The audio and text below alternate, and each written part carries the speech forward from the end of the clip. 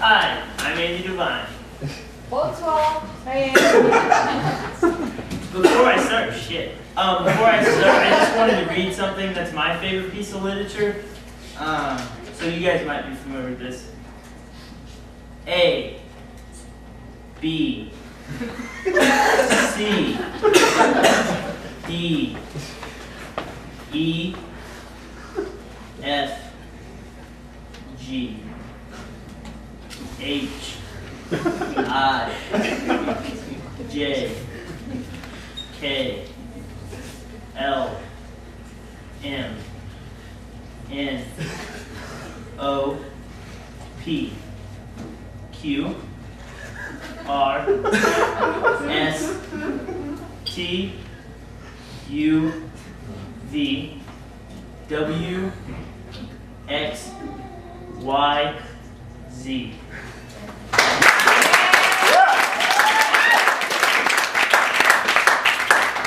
So this is my book, Words, and so I read a lot of fiction. I read like 642 books last year, and I realized that there was this gap. It was about this size in the literary canon. So I wrote this to fill that gap, and I think you'll understand why. So to kind of stop my gagging from reading all the literature and from fiction, I thought I'd help fiction writers out. Like the three that read tonight, I'll help them out. And so I wrote this list called Words That Should Not Be Used in Fiction. And my favorite letter today is D, so I'll read from that list. Okay.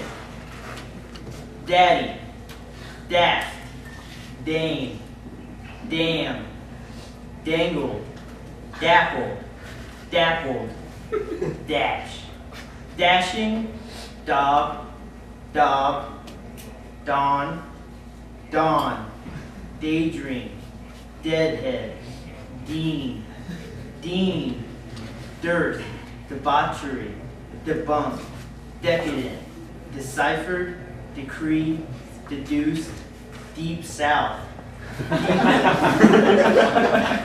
deferential, defile, defiled, definitively, deflower, deflowered, defrock, defrocked, deities, deity, deliberately, delicacy, delighted, delightful, delude, deluded, deluge, deluge, demanded, demanding, demeanor, demise, democratic, demonstrated, demonstration. I'll skip down a little bit.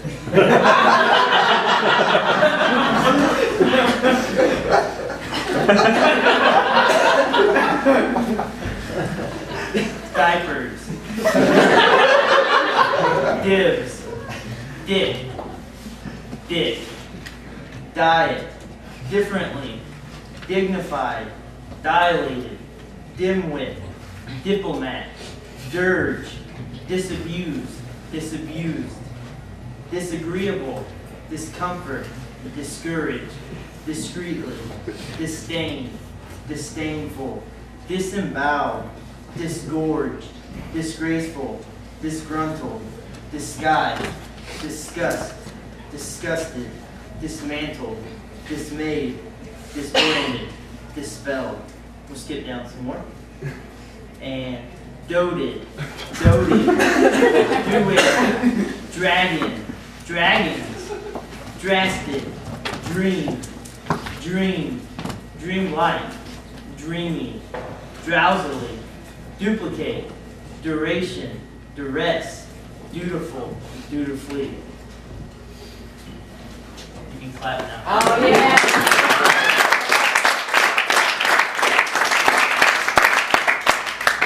And then when I was at it, I realized that words was the only problem with fiction today. And so I wrote a grammar for fiction writers.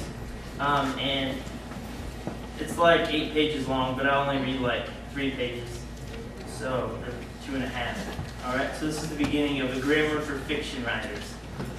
Fiction writers are only fiction writers when they are writing fiction. Fiction is limited by structure of the language in which it is composed. The English sentence, because of English syntax, is infinitely expandable. Fiction is not created through inspiration, but through work. Fiction is not life. The goal of fiction is not to be realistic. Writing the word chair does not create a chair that somebody can sit in. Fiction must be rendered. Revision creates art. Every work of fiction can be improved. Fiction writers must find a way to manage their incompetence if they are to continue writing fiction.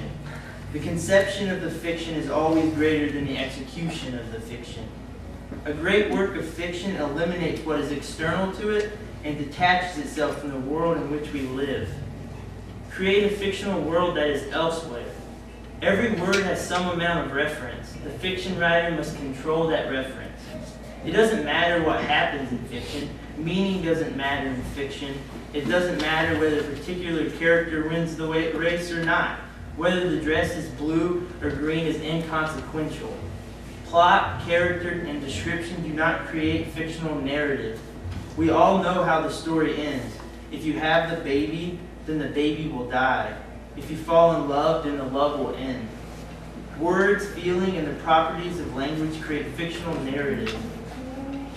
The fiction writer should use as many of the properties of language as possible in as many instances as possible in every sentence. The order of the letters in the English alphabet is not an accident. It is important for the fiction writer to have a sense of purpose, even if that sense of purpose cannot save the fiction writer.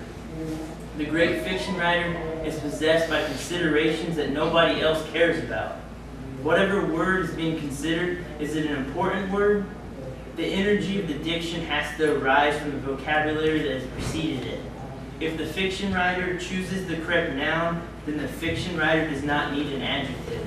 If the fiction writer chooses the correct verb, then the fiction writer does not need an adverb. Parallel construction can be beautiful. All right.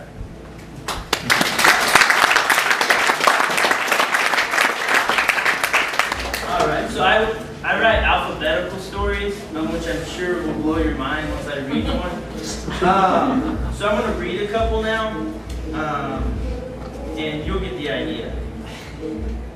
So this first one is called Her Left Little of Pieces That the Were. A,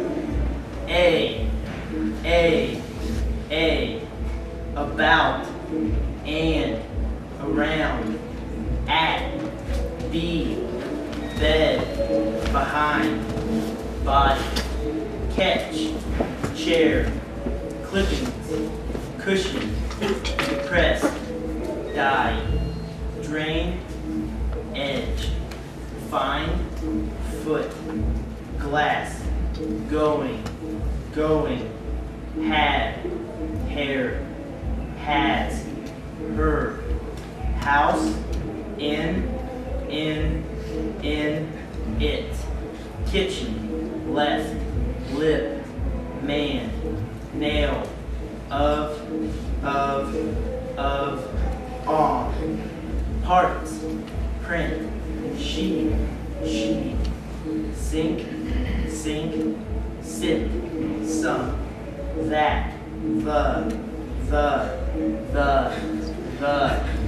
the, there, to, used, was, where, who, whose, wife, with, comma, period.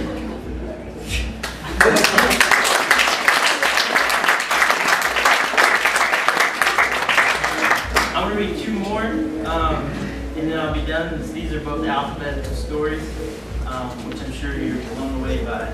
So this one's called Body of Work. Armchair, Armenia, armrest, backboard, backless, backrush, backward, backyard, bellyland, bellyword, bloodroot, bonefish, bone spring, butterfish, buttermilk, chestnut, chestword, china, eyeball, eyehole, eyelet, eyetooth, fear, fingerboard, fingerling, footboard, footnote, footstool, footwall, great neck, hairpin, hairspring, hairworm, handcar, handle, handrail, handsome, headband, headboard, headland, headlight, headmost, heartdove, heel post, hippo, kneel, knuckler, Lake Erie, leghorn, lagoon, lipstick, lungfish, nose cone, nose piece, shoulder belt, skin effect, skink, thumb nut, thumb screw, thump, toe cat, toe hole, tongue fish, toothache, wristband, wristwatch.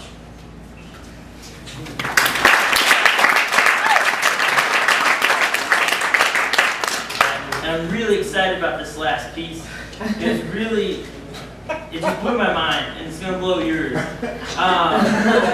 What I've been able to make happen here is incredible. So this last piece is called Untitled.